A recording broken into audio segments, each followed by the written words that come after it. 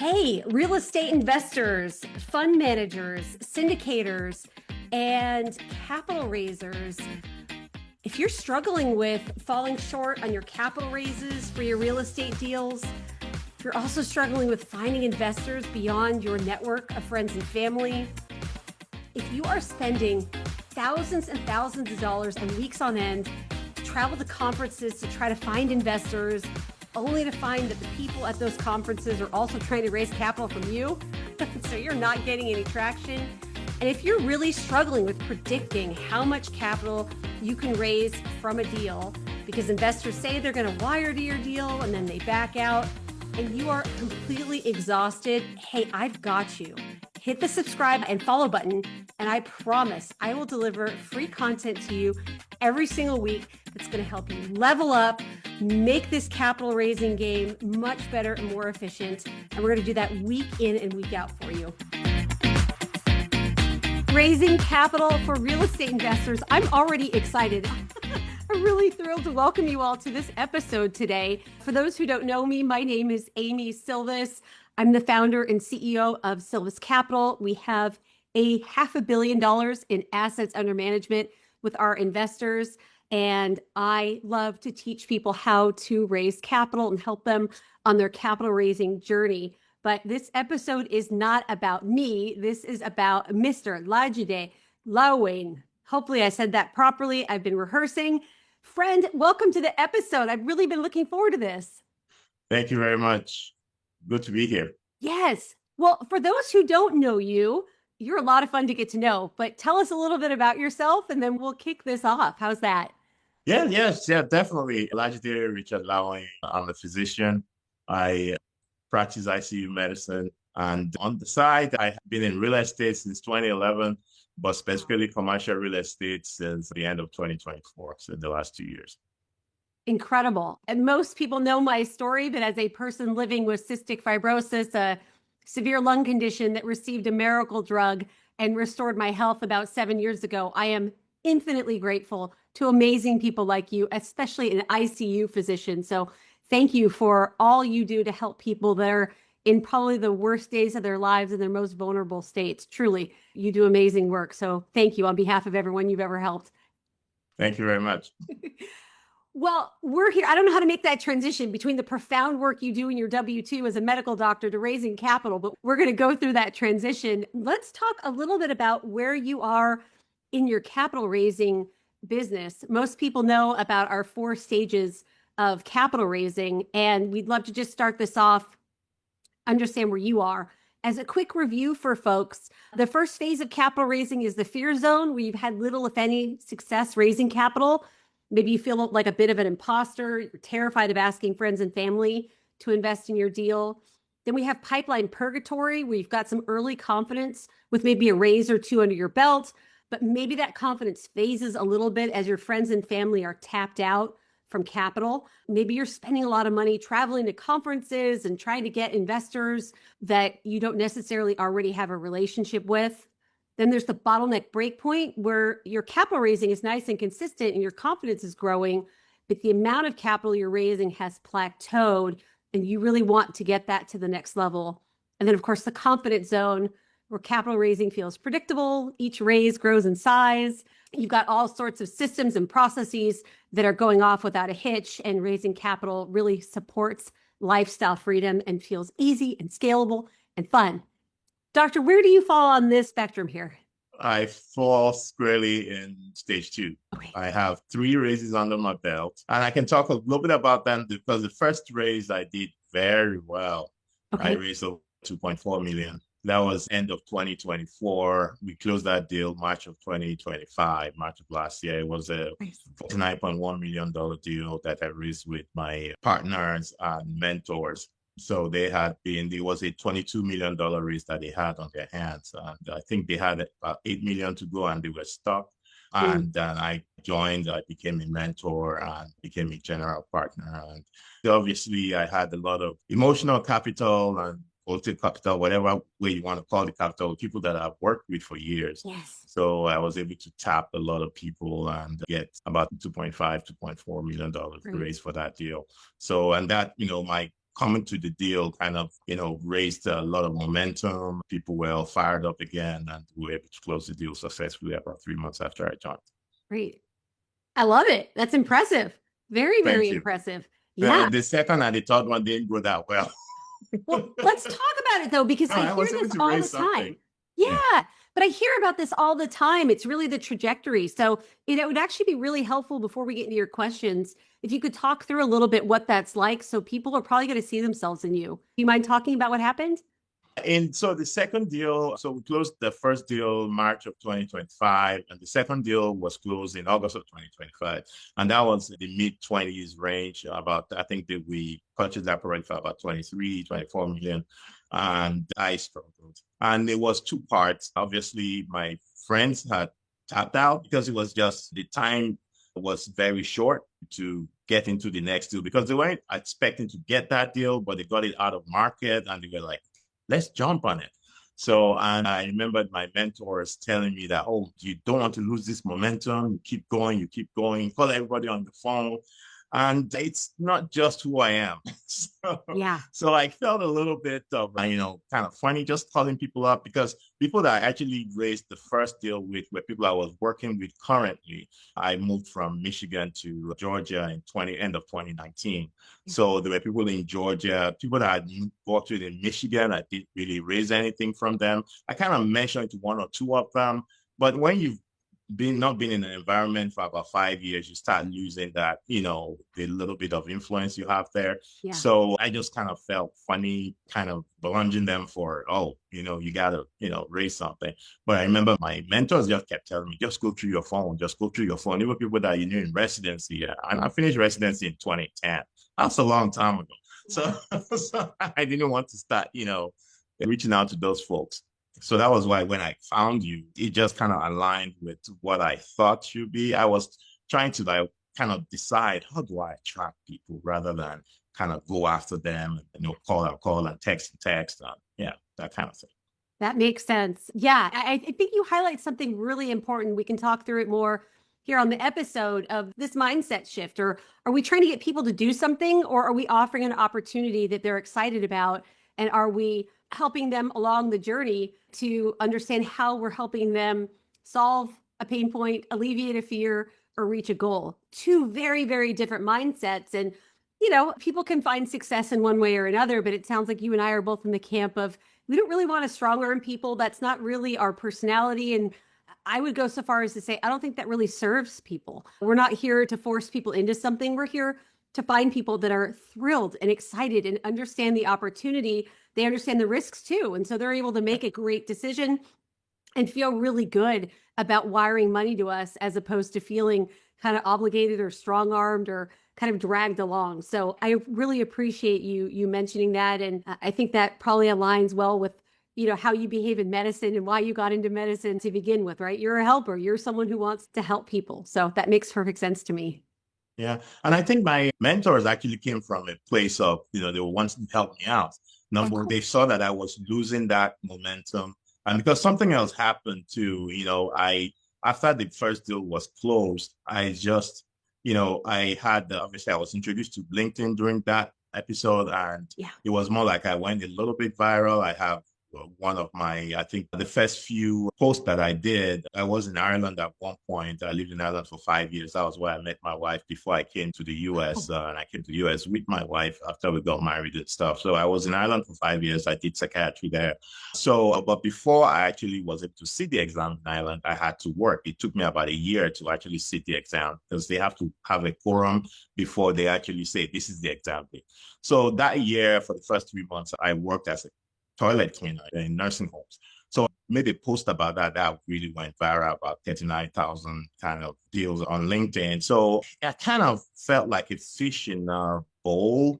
Like, there was, after a few months, there was just this kind of like, oh my God, everybody, I'm out there. And I'm a relatively private person, my wife, and she was also like, oh my God, we just kind of too out there. So both of us kind of retracted a little bit, because like I said, I've been in real estate since 2011. And we're like, maybe we should just go back to what we're doing. This is this being out there thing. Although we know why we made the shift, because there's just a lot of difference between doing things by yourself, day-to-day management. But there was just a lot of other, managing toilets and all that kind of stuff that was, having lawsuits and all. There's just a lot of stuff that can happen in that space Yeah. when you are doing stuff by yourself than when you actually partner with people and you're on the C-suite kind of thing, trying to make things work better. So looking at scaling, basically, yeah. That makes a lot of sense. And you touched on kind of what we talked about in the 4 phases of capital raising of maybe this imposter syndrome, maybe some fear. It's all everyone goes through that. But I don't think we all know that that's part of the process when we're going through it, which is one of the reasons why I love this podcast and how I educate people because, it's not fun to feel imposter syndrome. It's not fun to feel fear. But if you know that you're not alone, it's not necessarily indicative that you're doing something wrong. It's part of the process. You can push through it, that much better. So I really appreciate you sharing your journey and what that looks like. And I'm excited to help you with some questions that you have. What's up first? Like I said, I had a few questions up until I listened to your last two podcasts. Okay. The one you released today, the one for last week.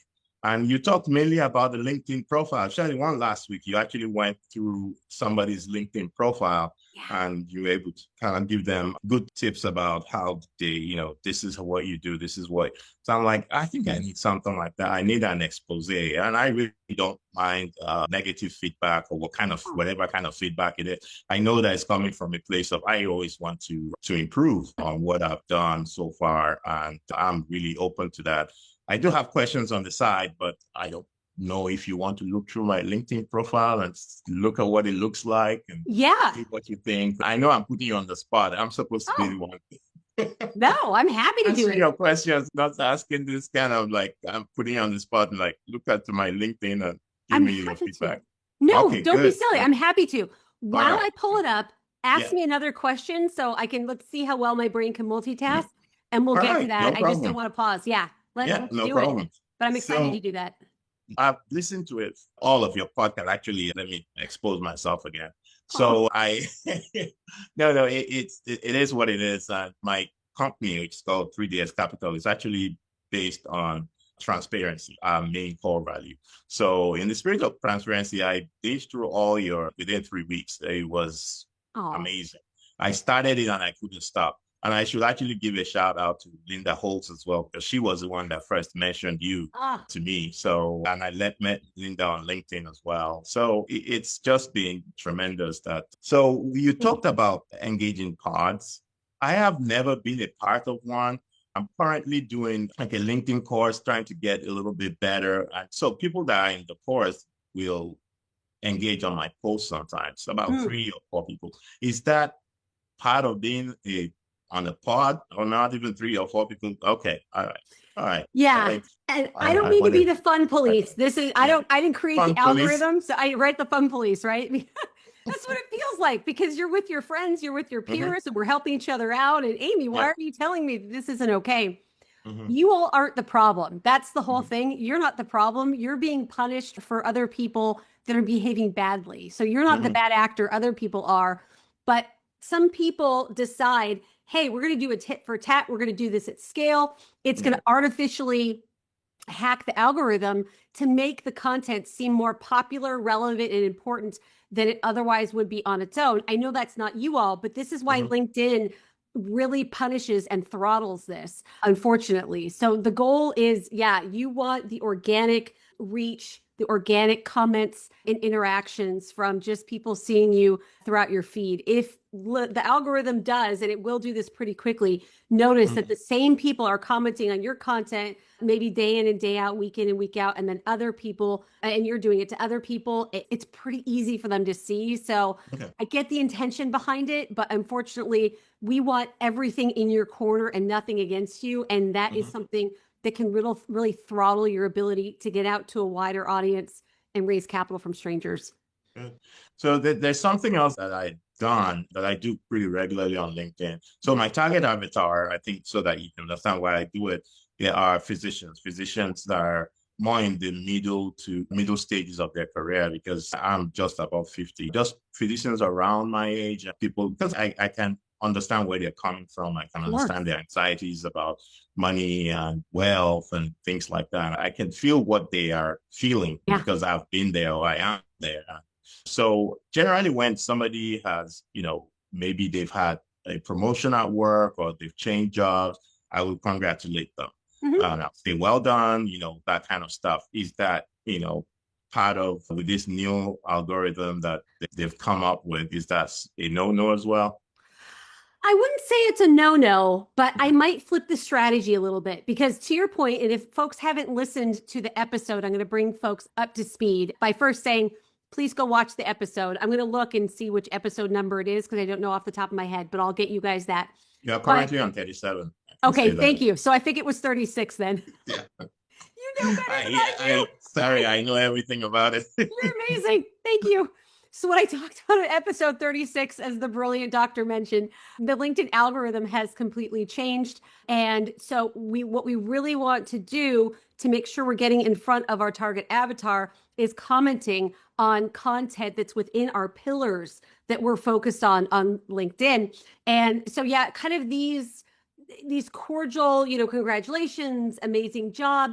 We really want our comments to be a bit more targeted and a bit more adding value to our content pillars. So, but then you might ask, and I would ask if I was in everyone's position listening to this, isn't the whole point about building relationships? Absolutely. So, what I would do instead of making that comment is I would send a DM and congratulate. And you wouldn't believe the conversations. I mean, not that that wouldn't happen in the comments already, but people, their guard is a little bit more down because it's a private communication. You wouldn't believe the conversations that would come from that. Just the fact that you saw it and you decided to reach out and re-engage. So please don't let that relationship building strategy slip. Let's just change the modality, make it a bit more personal, and Yep. then you can still do that. Yeah. Actually, when I first started it, it was more of DMs, but more recently, it's been more commenting on it. Yes. So yeah, I think Yeah. I'll revert back to the DMs to congratulate people. And I used to do like happy birthdays and things like that when people's birthdays come up, and it was always like in the DM. So It's such a nice thing to do. that's really a good feedback for me to have. Yeah, great question. Really, really good question. I've got your profile. You want me to pull it up? Yes, please do. Do it. This is going to be fun. This is going to be fun. Okay. So for those who are watching on YouTube, you'll be able to see this. If you're not, that's totally fine. We'll explain this so you all can get value from it as well. So, Doctor, you're not going to like this, but I'm going to put you on the spot. What do you Yes, think, please. given what you heard on the profile episode, what do you think should be changed? My guess, my about section, I Okay. read it after I listened to your last couple, and it was more towards the end. I spoke about my company, but the first few lines was mostly about my time in medicine, which I'm still working full time. So Yeah. Understood. so, yeah. Yeah. So Okay. I think that needs to be changed. That makes sense. I agree. Let's go through that. I want to start at the very, very top because this is what people notice first and foremost. So, the very first thing I always look at, which is the most important, is your profile picture. And you have a very warm, genuine smile. Oh, thank you. Yes, of course, which I think is fantastic for LinkedIn. The only issue I see, and for those who can't see it, hopefully by the time this episode comes out and people look at your profile, it'll be changed. You're just too small in the frame. So if Okay. it's possible to zoom in a lot more to show your eyes, your smile, all of that, I think that would be way more effective. Okay. The reason is about 80% of people look at LinkedIn on their phone primarily. Mhm. So it's even smaller on your phone. So let me show you an example of my face, which I'm sure everyone has seen way too much. But just as an example, Oh, yeah. let's have the top of your head. Yeah. So you can really see, the whites of my eyes a little bit, my teeth from my smile. But we Okay. really want the top of your head to be almost at the top there and to Okay. really blow that out. Blow that out. Zoom it in. Yeah. Yeah. Yeah. Yeah. Do that. Yes. Yeah. Yeah. So I think that'll make a big difference just because this is what people see when you comment. And when they first look at your profile, it is always your picture. So Yeah. I would do that. And I'm sorry to cut you off. I have a VA, and I know you've talked about VAs on some of your episodes. Yeah. And really, the main crux why I have a VA is that technologically, I am so behind. Ah, Like, I'm not just technologically adept. I don't, so he helps me and my wife with all this kind of technological stuff. So I good. just let him know, and he'll jump on it and make sure that this looks way better than it is right now. Yeah. Yeah. Well, that's good. No, that's really, really good. I like that. I like that. I like that. Yeah. Oh, especially having a full-time W-2, there are definitely places where assistants and people within our company can help us. So I think helping with technology is a really good use of a VA. So I like that. I like that a lot. Okay. So the first most important part of your profile is your picture. So we're going to zoom in so we can Mhm. see your smiling, warm face. The second is your LinkedIn banner, which I definitely like. I like the color. It's a nice, sophisticated blue. I think that's fantastic. What I would change, well, I'll read it just for folks who are on video. It says, your career is your foundation, real estate is your freedom. Let's build both. Send me a DM. I like it. I like it. I like it. The one thing I would change is it's really small. Mhm. Again, probably fine to read on desktop, but we want to make sure when people are taking the time to check out your profile on their phone that we can see this, really bold, really easy to read, especially if your target avatar is people in their mid-career. I'm 45. I need glasses already, so maybe your target avatar needs a little bit bigger font too. The Okay. trick is, and I see people make this mistake all the time, make sure that this text isn't behind your amazing face on the phone.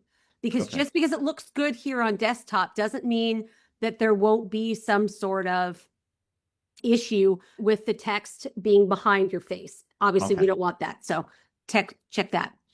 The other thing I would change is your call to action. I like that you have a call to action. That's very, very good.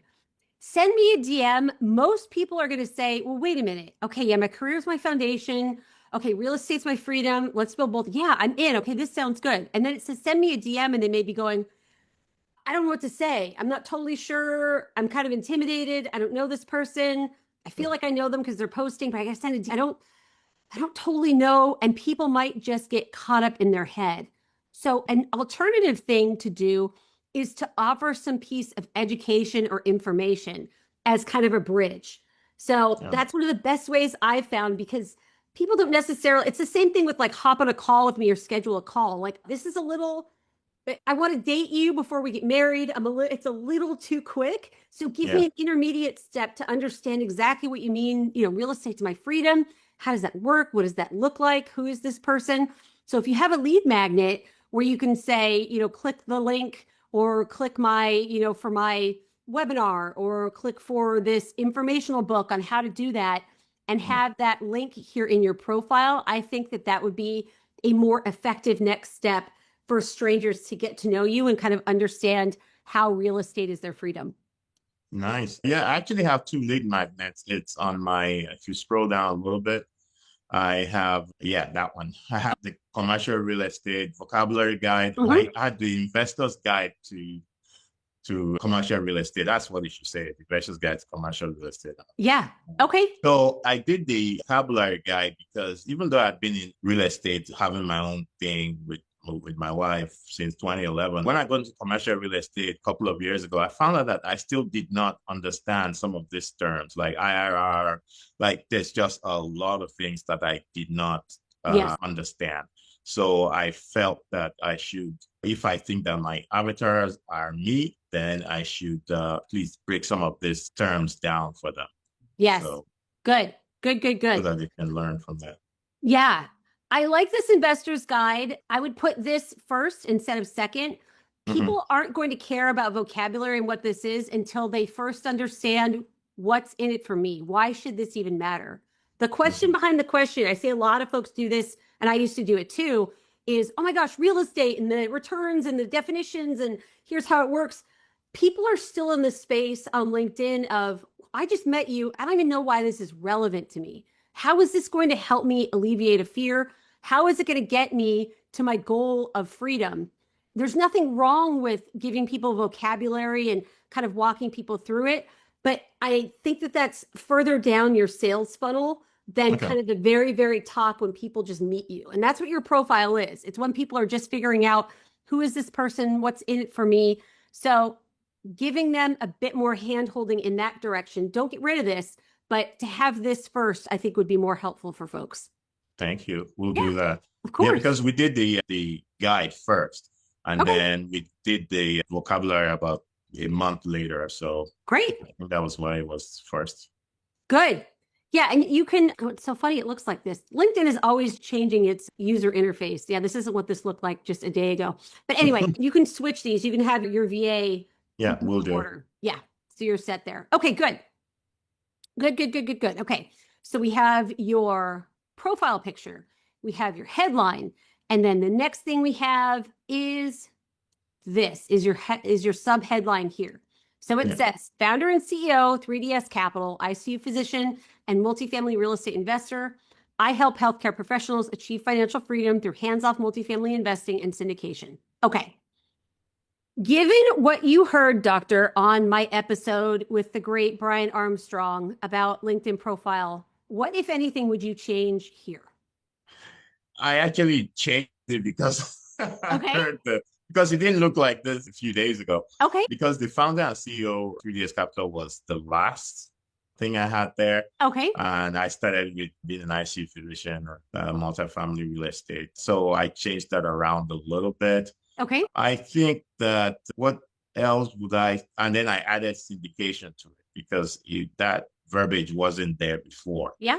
I just said multifamily real estate investing. Then I said, well, I think I should add syndication since that's really what the kind of multifamily real estate investment I do is. I don't know. Maybe I can pick your brains on Of what course. else to do. Okay. I don't mean to put you on the spot. I know No, that's I'm a fine. hard thing. You're like, Amy, I I'm want to asking be you on for the spot. advice. Yeah. I want to be on the spot. It's good. I'm liking this. I, in my experience, what I've seen works best is when we talk about how we help people or the pain we help mitigate up front. So I love that you say how you help people achieve financial freedom and how you help them. I would put that first. And then I would talk about the fact that you're also an ICU physician. Being a physician, that gives you a ton of credibility and a ton of respect. So it's important to have on there. And the fact that you're a real estate investor, a lot of people don't necessarily know what multifamily means. Doesn't mean you shouldn't have it. But if you can just say you're a real estate investor, I think that's plenty. The goal is, as you're making comments throughout LinkedIn, people are going to see generally this first line. They're going to see your name, and then they're going to see your first line here, and they're going to wonder, okay, what's this person all about? So if we say right off the bat how you help people, that's going to cause them to want to visit your profile and then go through your funnel of getting your lead magnet and then taking a look at what you're all about. So does that make sense to put this first? Yes, it does. It Okay. does. Okay. Definitely does. Fantastic. Yeah, I think we should go through my about and then Okay. I can ask you one or two more questions. Okay. Great. Great, great, great. Okay. So this is going to be a little bit abridged, but you say here, I've spent over 25 years making life or death decisions in the medical field as an ICU physician, intensivist at the company. I work in an environment where precision isn't optional. It's everything, where clarity under pressure isn't skill. It's a survival requirement. One day, uncomfortable truth hit me. Yes. Okay, good. Take me a different path. How do I create? Good.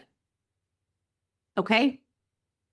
All right. So sorry, I just don't want to read all of it for the audience. I'm just kind of skimming here, but I think this is good, giving a bit of background about who you are and how you got to investing in this key decision of how do I increase my net income without exchanging time for money? What do I do if I stop working?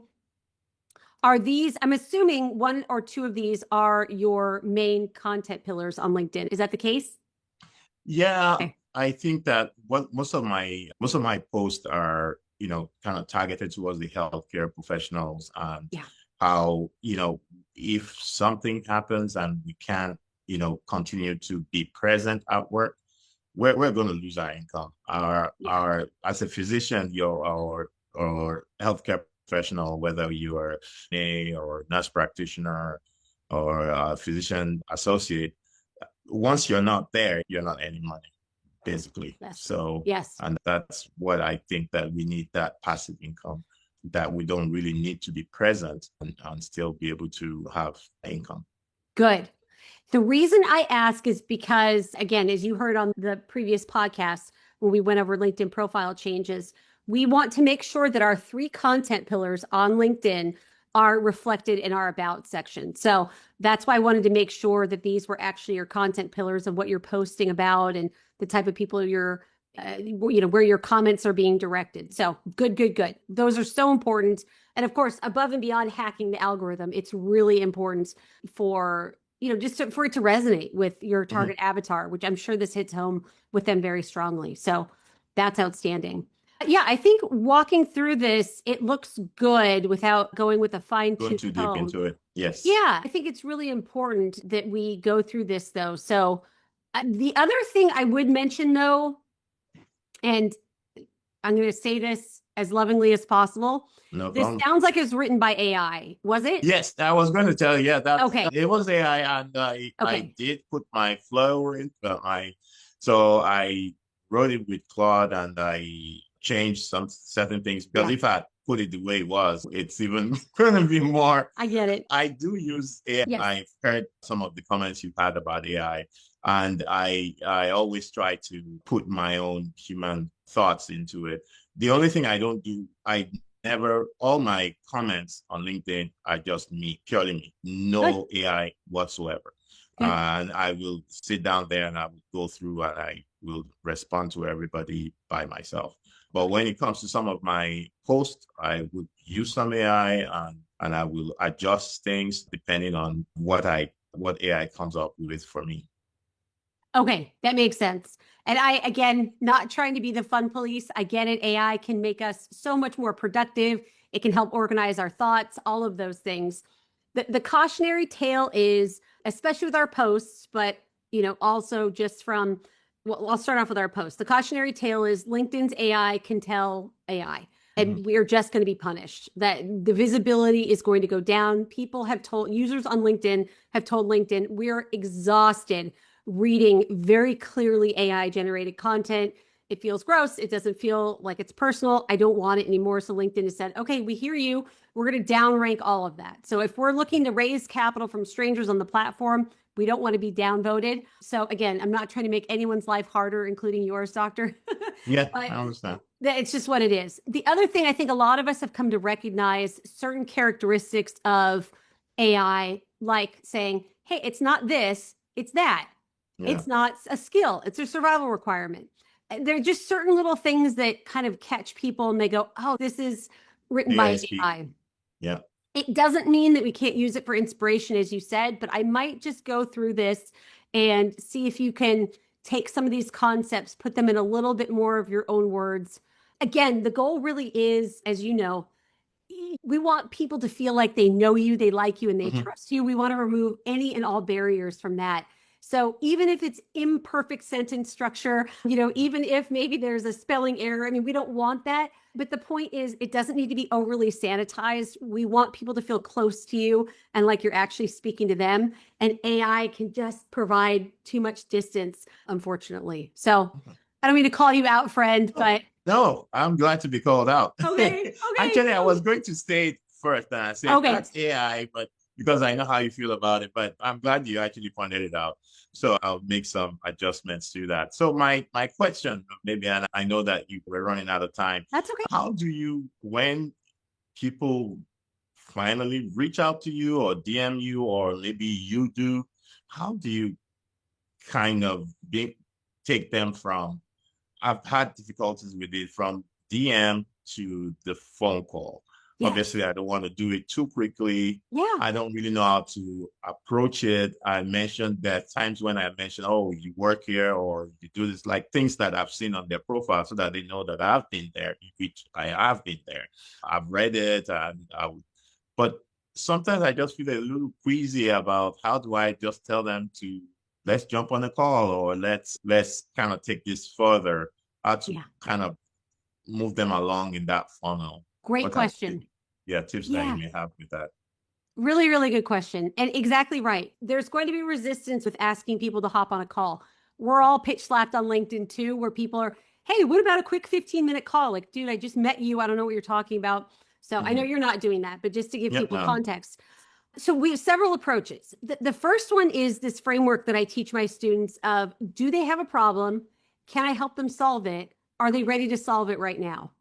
Mm. So if people express to you, hey, I'm reaching out to you, doctor, because I do have a problem with freedom, or I am really afraid that, AI is, I'm a radiologist and AI is going to take over, my radiology practice, or, whatever that looks like. So if they present a problem, then we ask questions, typically not over the phone, over DM of, oh, okay, what have you done to try to solve that? What have you thought through? What questions do you have? And then we can point them to a resource. So my goal for you over time is to have resources like webinars that you've conducted that help people walk through understanding their pain point and how real estate solves it, or an ebook or something like that. But in general, on LinkedIn, the way to get the conversation flowing is to provide a resource that feels no obligation, that feels like it's on their own time, that you're not pitching them, which I know you're not, but giving them an on-demand webinar, a podcast episode, an ebook, something like that, a resource that isn't real estate specific. We're not giving them, again, the real estate terms and definitions. That's coming. Yep. But addressing their pains, their fears, their goals when they present that problem can be incredibly, incredibly effective. And the other thing too is, if you're having these monthly nurture webinars, which I teach my students to do, you could always invite them to attend. Give them a link, say, hey, I have physicians that have told me that they're interested in XYZ. I don't know if you thought through this, but you can join us on a free webinar. We're going to talk through it, and you can see, if it's something that's useful to you. All right. Actually, that gives me another, just to piggyback on that. Yeah. I started, I think I did my third one last week, and I'm going to do the fourth one Friday, tomorrow. So sometimes I sent out this kind of, there's a way you can push your LinkedIn Live to people, like an invite, and you can click on, I think 400 or 300 or something like that. I did it one time. I don't know if anybody showed up from that invitation or not, but my question is, how, because that feels like I am like I'm just kind of blasting like a text message to everybody. So I kind of felt a little queasy about it, so I didn't do it the next time.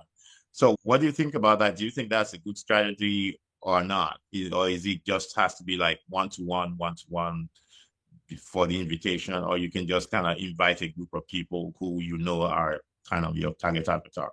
Yeah, I don't see a problem with inviting people to the event. The other thing you can do too is, once the event is over, the brilliant thing about LinkedIn Lives is it's always on the platform. So you can always DM it and share it with people too, and say, hey, we were talking about the fact that you're terrified that all your retirement funds are in the stock market and the stock market's doing all sorts of this. Here's a webinar where I talked about a little known secret about diversifying your retirement account, or, whatever the bridge is. So you can make it a bit more personal. They don't always have to attend live. But yeah, I don't think there's any problem if you've been having conversations, you know what people's goals are, to invite them. I think we've all received those random invites where you're like, I don't even know where this is coming from. I don't know who this person is. I don't think it serves you that well to do that. I don't think you're going to get much traction from it anyway. But if you have people have been interacting with your posts, that have been curious, that you've been talking to, the key is to really name your webinar, your LinkedIn Live, something that's going to make them curious and want to join, right? So that's really where the brilliance is. So they see the value and the reason to attend right off the bat. All right. So I think I get it now. If I've been having like some kind of conversations with them through DM, then it's good to invite them. But just inviting random people just because they fit your target avatar doesn't really get you any traction anyways.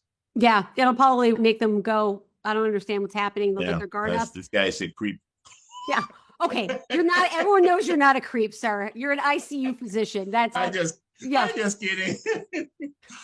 You're quite the opposite. But I love these questions, friend. You are on the precipice of doing really great things with helping a lot of people. No, I mean it. I see these patterns. I know how this works. You're asking great questions. You're sinking your teeth in. You really understand that you're building a business here. I think that's one of the biggest mistakes I see is people thinking that this is just kind of some random side hustle and they'll put a few posts on LinkedIn and all of a sudden the capital will fall from the sky like manna from heaven. And that's just unfortunately not how that works. I So think I'm lucky in the fact that my work is 1 week on, 1 week off. So when I'm working that week, I'm pretty much working 24 hours a day. Like, I'm supposed I'm at work for 12 hours. And then when I'm even not at work, I still get calls from the night doc from time to time about the wow. ICU patients, depending on what's going on with them. But the next week I'm totally off. And obviously in the past, before I got into commercial real estate, I would go to where I used to work in Michigan and try during COVID, and I'll go pick up extra shifts the week I'm off. And that didn't work out. I got burnt out and stuff. So Oh my so the good thing gosh. is that the week I'm off, I'm able to, just focus on the real estate and do whatever I can to scale my business. You're doing a great job. And you mentioned being an ICU physician during COVID. Oh my gosh, that's a whole other podcast we could do at another time. Yeah, Goodness it gracious. wasn't fun, I can tell you that. I Spoiler love my alert. job, but still, no, that was no fun at all. We hope nothing like that ever happens again. My goodness. Well, friend, thank you so much for joining us today. This was a lot of fun. I know you Thank helped you. a lot of people with your questions, and hopefully this was helpful to you too.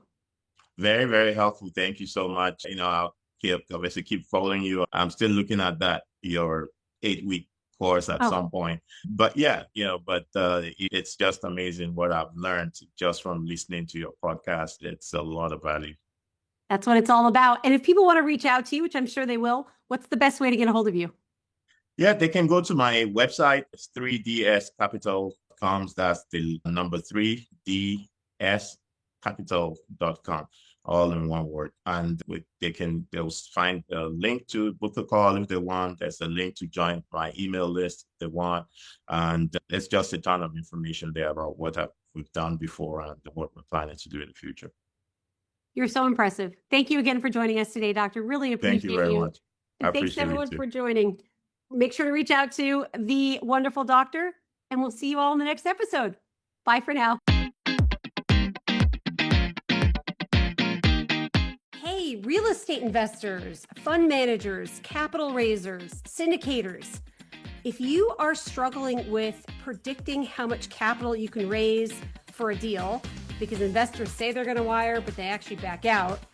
If you struggle with finding investors beyond your network of friends and family, if you find yourself falling short on your capital raises for your real estate investments, and you're spending thousands and thousands of dollars to travel to conferences all across the country, only to find that the people you're hoping to raise capital from are also trying to raise capital from you, hit the subscribe and follow button, and I promise y'all are going to love what we're going to cover here. I'm going to deliver free content every single week in and week out, to help you get to the next level in your real estate investing capital raises.